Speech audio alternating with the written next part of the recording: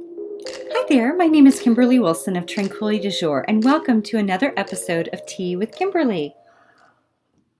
So today I wanted to chat a little bit about working from home because I know for a lot of people that this is somewhat new and getting used to being surrounded by so many distractions or so many things that we're not used to, not having our colleagues, not having like our setup at work, having to replicate that at home can be a bit overwhelming and a bit jarring also. Now, those of us who are introverts, this may feel like an ideal scenario, being cooped up at home with pets and plants and what have you. But I know those of you who have a lot of kids running around, that might be a bit chaotic, or if your partner's also home, or if your pets usually go to daycare and they're home. All these things can be quite jarring because we're already knocked out of our regular routine as it is. So a few things that I found to be helpful, really to set ourselves up for success with this working from home bit and being really quite homebound, is to do what you can to make sure your technology is all set up, right? You've got like a computer, you've got your phone, you've got good bandwidth, you've got noise canceling headphones, you've got, little earbuds. I mean, everything that will just kind of make your life feel a bit easier. The other thing is to also make sure you get clear expectations about what it is that is a priority and what are deadlines. And if you're like, well, I'm my own boss, well, great. Then you get to set that. You get to figure that out. But I think setting up your schedule in a way that, you may be more managed or used to be managed at the office where people kind of tell you or give you ideas of what's next. And, kind of being isolated and on your own can be a bit overwhelming, or even having someone that you can usually go to and brainstorm ideas with, or what do you think about this? Should we work on this next? The piece about this is a challenge in that way, that we have to communicate in ways we may not be used to.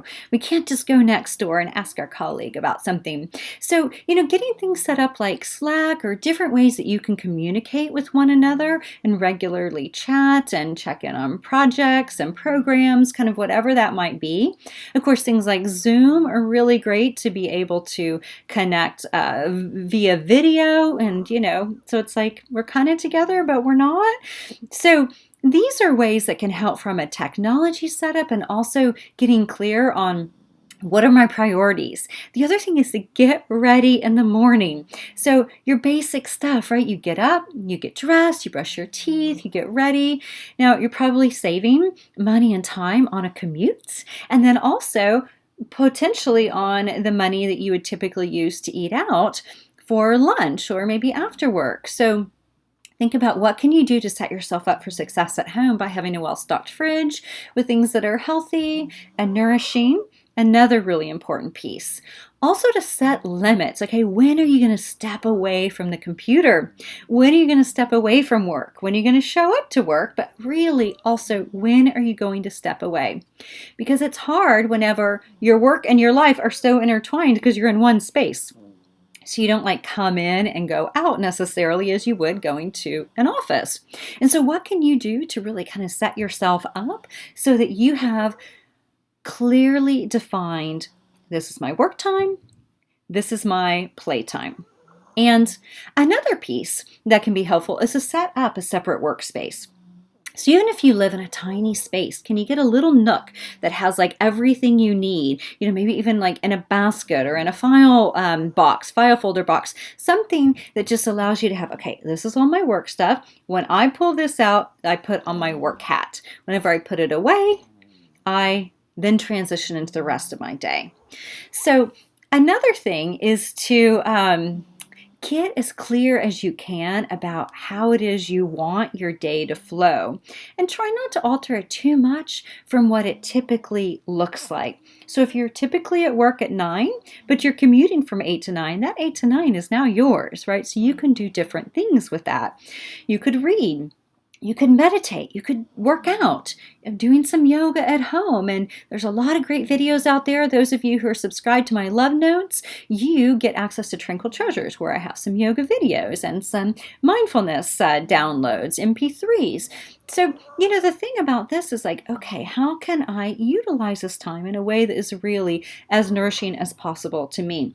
Also, how can I set up my environment in a way that is inspiring? Particularly those of you who do creative work. You want to have an inspiring setup. You want to have things in order. And you want to be surrounded by the things that you love. And that's kind of one of the great things sometimes from working from home, because you've got your pets nearby, you've got all your creature comforts, and then making sure that you have those nice and handy so that throughout the day you can replenish and really kind of like give back to yourself what it is that you are most needing in that moment.